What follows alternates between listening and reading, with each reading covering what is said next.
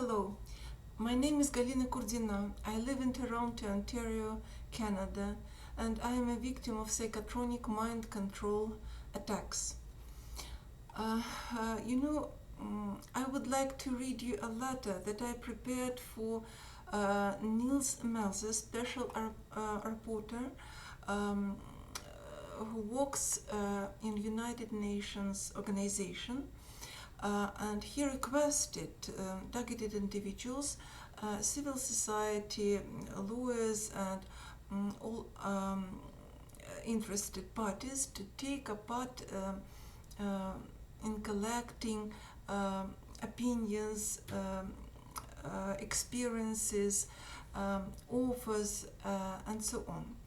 Deadline of this submission is the 21st of June this year, today. So if anybody doesn't know about this campaign of collecting evidences and offers, you have 3 hours to submit it today. I would like to read this letter. Sorry, I'm a little bit overtired, exhausted, because I was tortured with insomnia till 4 a.m. This morning.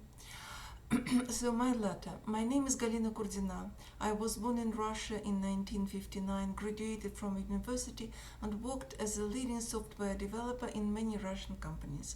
I and my son immigrated from Russia to Canada in February 2004. I came to Canada in good health since January 2006. I have been involved in a cruel experiment with psych. I became a victim of psychotronic mind control weapons and cybertorture. I am an officially disabled person because of it. It is not a clinical trial. I didn't sign any consent forms, and I want to be excluded from this experimentation. I have experienced the following symptoms of mind control since the very end of 2005, January 2006. I developed all these symptoms during several hours. First, constant induced thoughts, debilitation of mental acuity, disruption of ability to concentrate and think on my own, loss of memory and knowledge, induced emotions and sensations.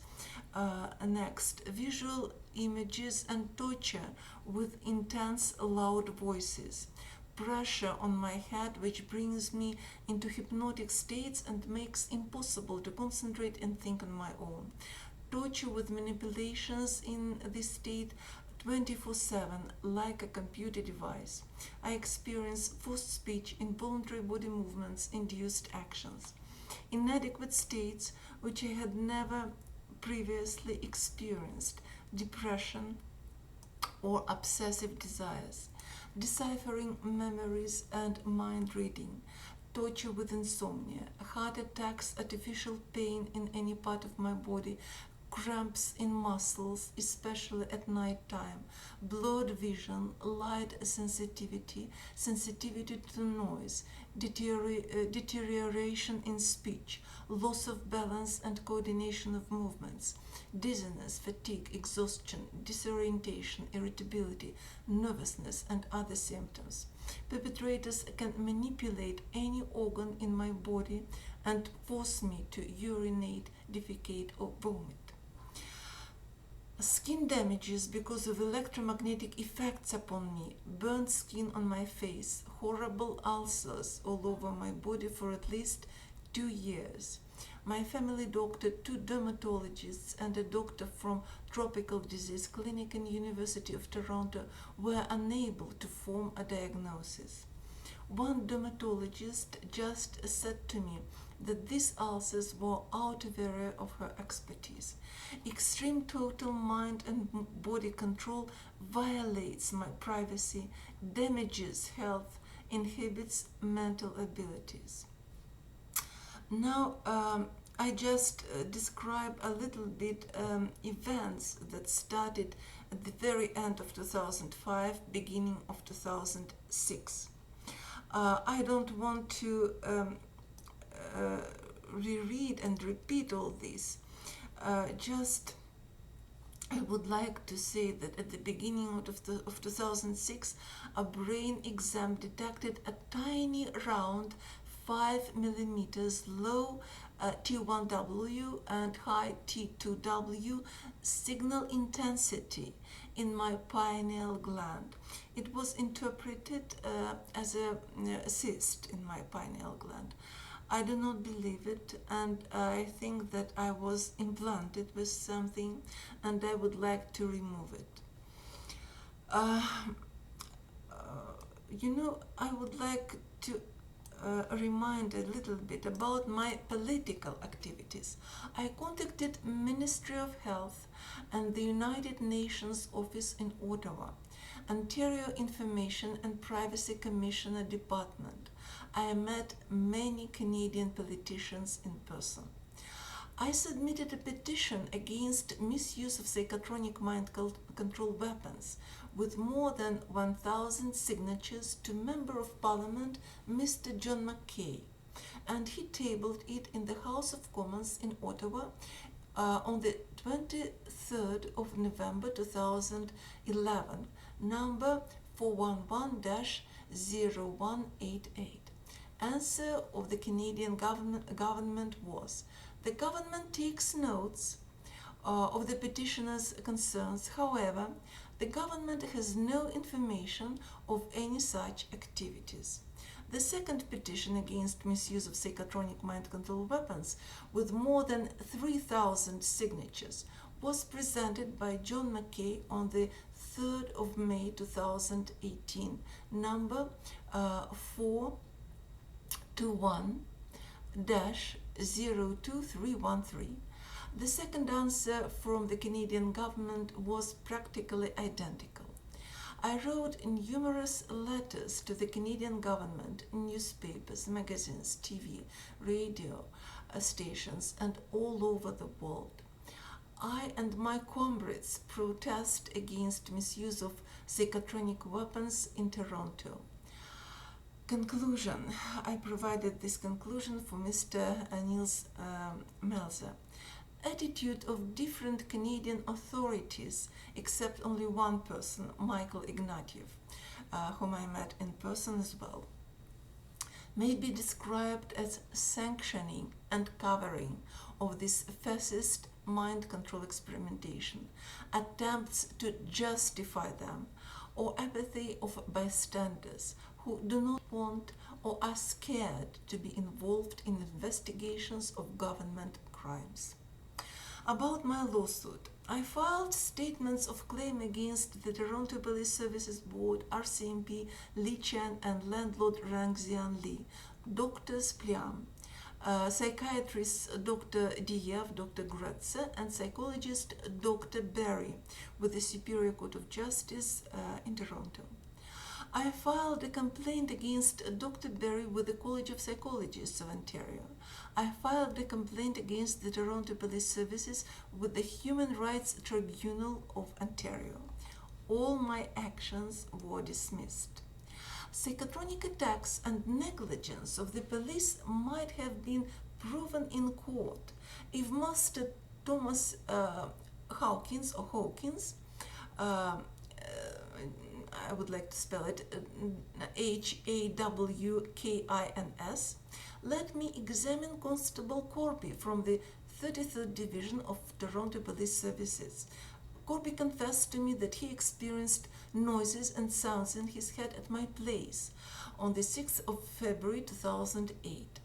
Mr. Robin Squire, a lawyer for the Toronto Police Services, said to Master Hawkins at the motion on the 19th of May 2009, if plaintiff examines Constable Corby, it was me, of course. If plaintiff examines Constable Corby, she will get a proof of the police negligence.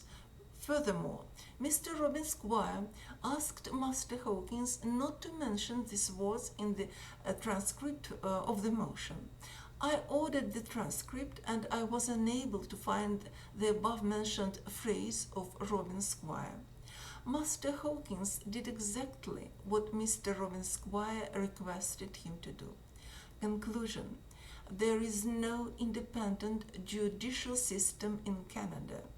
Justices and masters obey orders from government that blatantly interferes with courts in accordance with its interests and public good, as of course government interprets this public good. About my struggle with police, I have reported more than 10 times to the Toronto Police Services, provided them with my symptoms and names of the suspects, Lee Chen and family of landlords at 73 Mossbrook Crescent in Scarborough, Ontario. Conclusion: Canadian police are sure that they work not for Canadian people but for the Canadian government. That is why they do not want to investigate crimes committed or sanctioned by the Canadian government. About my struggle with RCMP, I called the RCMP in April-May 2006 and reported to Officer Stephen Frith my symptoms and name of a suspect, Lee Chen. Stephen Frith said to me that there were no laws to defend me and he didn't see anything criminal in this situation. I filed another online complaint with the RCMP at the end of 2008. The RCMP started an investigation in January 2009. Corporal Clamp carried on this investigation. An RCMP officer talked to the suspect Lee Chen, and Chen confessed that he had studied psychotronic weapons and their influence on psyche of people. The RCMP stopped the investigation immediately after that. Corporal Clamp said to me that they needed additional evidences. It is clear that it is their duty to find evidences, since RCMP officers are paid for it. Furthermore, Corporal Clamp said that there were no laws to defend me.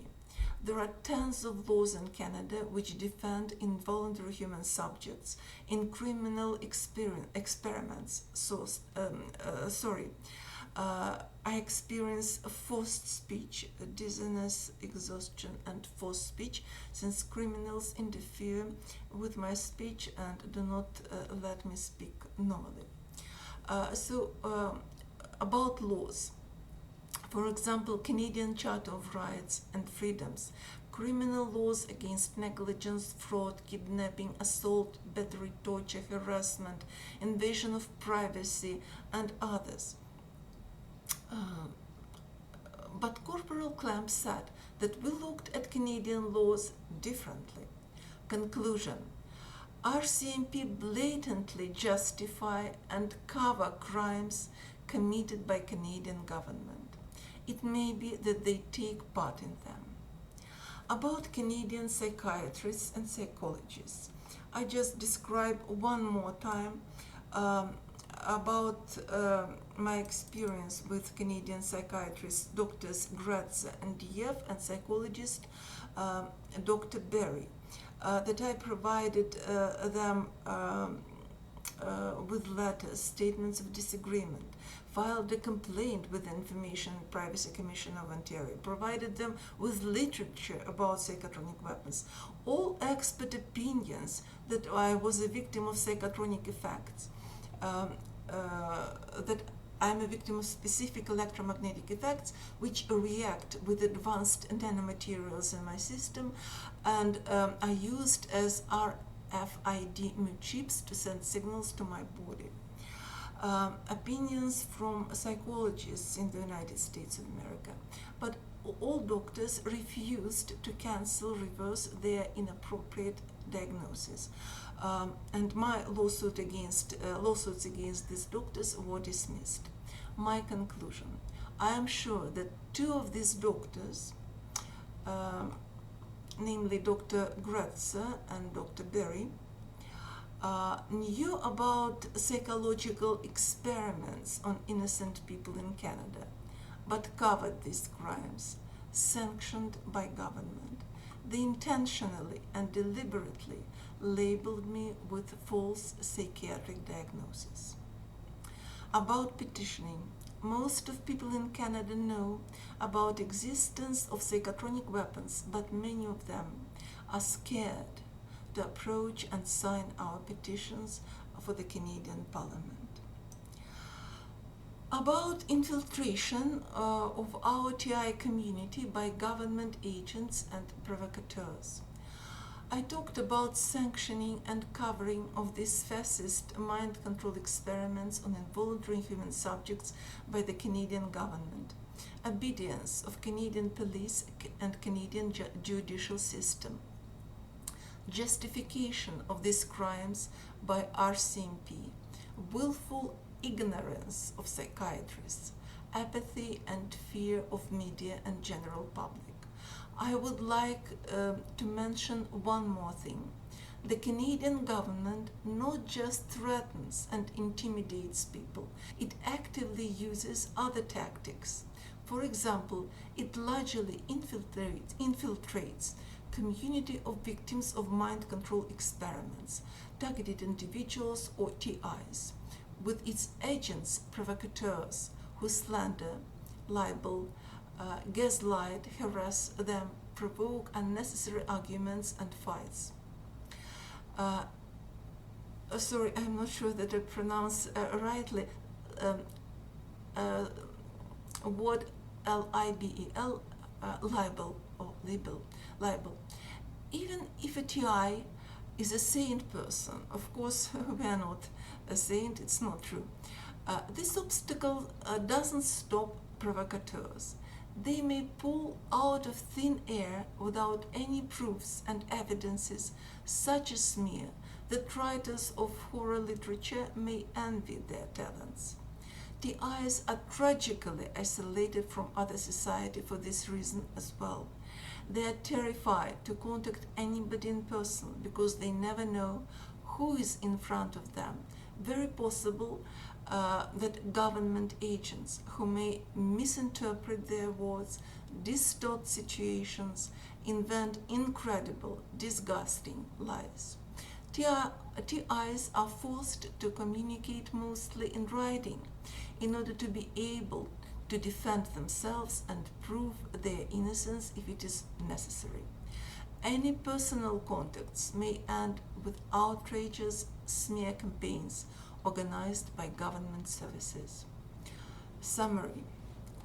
Governments, its institutions, especially intelligence and military, with their contractors, must be submitted to tight control by civilian society. Or these cheerful and resilient, uncontrolled and unpunishable services, sorry for my false speech, or these cheerful and resilient, uncontrolled and unpunishable services may physically and mentally eradicate the humankind. Thank you for your support. I wish you all the best. Stay safe and healthy. Bye.